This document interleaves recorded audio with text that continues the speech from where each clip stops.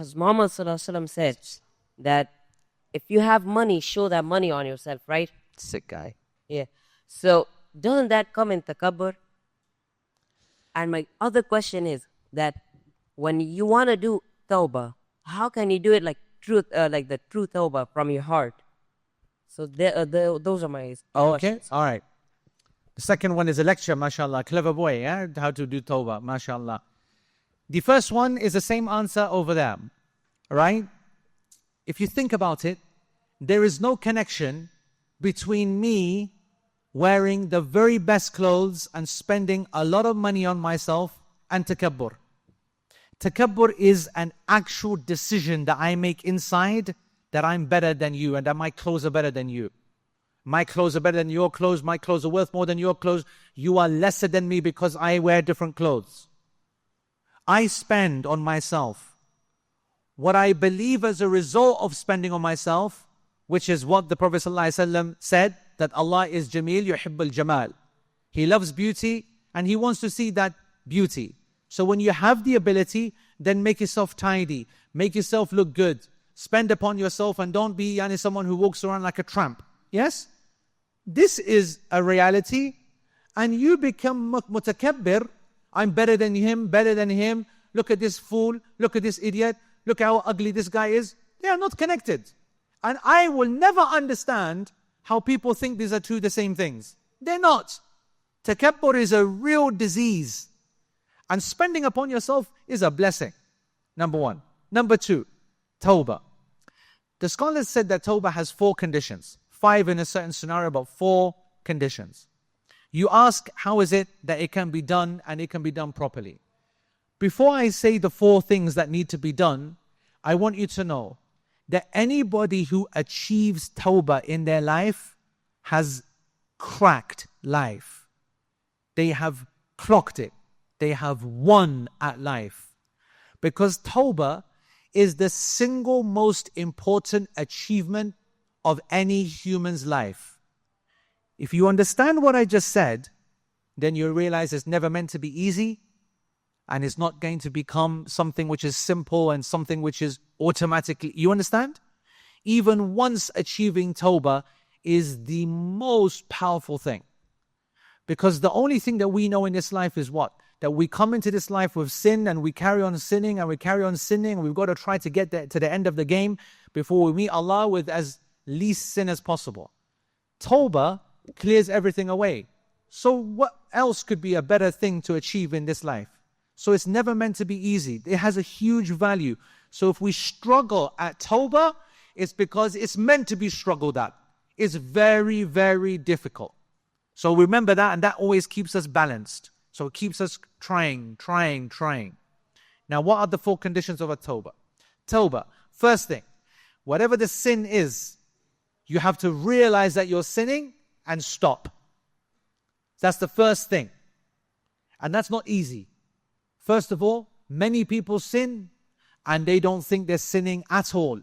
They think they're doing something good. Many think they're doing something very cool because their friends like it, their friends laugh, their friends enjoy. It's what everybody else does on the TV or on YouTube, whatever. It's a very special person that can see that they are sinning. Most people, they celebrate their sin. And when someone laughs at them, they do more of that sin. So it's a tough thing to do. So the first thing is to realize Allah is watching, Allah knows, and you know as well. So stop. Stop, and I will not be weak at this moment. The second is that you show a real intention, not a fake one, a real intention that I'm not going to go back and do that again. These two are different. Because you could go to the second one and say that I'm not going to do this again, but you're still doing it. No, you got to stop first. Then number 2, I am not going to repeat that again. It does not matter if you repeat it again. It doesn't matter. But you must carry on making that intention. I will not do it again. I will not do it again. And if it happens again, you are very disappointed by it. You stop it again and you say, I will not do it again. It doesn't matter how many times that happens, but you have to stay focused. Because it's tough enough as it is without shaitan adding his waswas to it. The third is that you should be gutted. You should be broken inside. You should be ashamed inside. You should feel sad about what's happened, never happy. That showing that nadam, showing that regret, showing that, Ya Allah, I'm sorry that I let you down again. I am sorry that I let you down again. And then the fourth one is to make istighfar, to say astaghfar, to say, Ya Allah, forgive me. Take me back to you. That's what tawbah means, to come back to Allah. These are the four conditions. And if you are able to visualize this each time that you fall into a mistake, if you are able to see it as four parts, if you're able to realize that tawbah needs to be done for every sin that you do, the big sins, then you'll know that the little bit of tawbah, this is joke. There's zero meaning to this. Zero meaning. That's why no one believes in tawbah. That's why nobody, because it's turned into a joke amongst the people. Right? Tawbah. What does that mean? What the hell is this anyway? You understand what I mean? If I say to you that tawbah is you sitting down now, if I say to you, you need to do tawbah, son, this means you going home now, getting out your kampi, and getting a pen, and writing down the date, and thinking on that day what it is that you did, and breaking it down, and identifying the action, and writing it down, and the next one, and the next one, and the next one, and then looking at each one and saying, have I stopped it? I'm not going back to you again. I'm so sorry, Ya Allah, for that one. I'm so sorry, Ya Allah, for that one.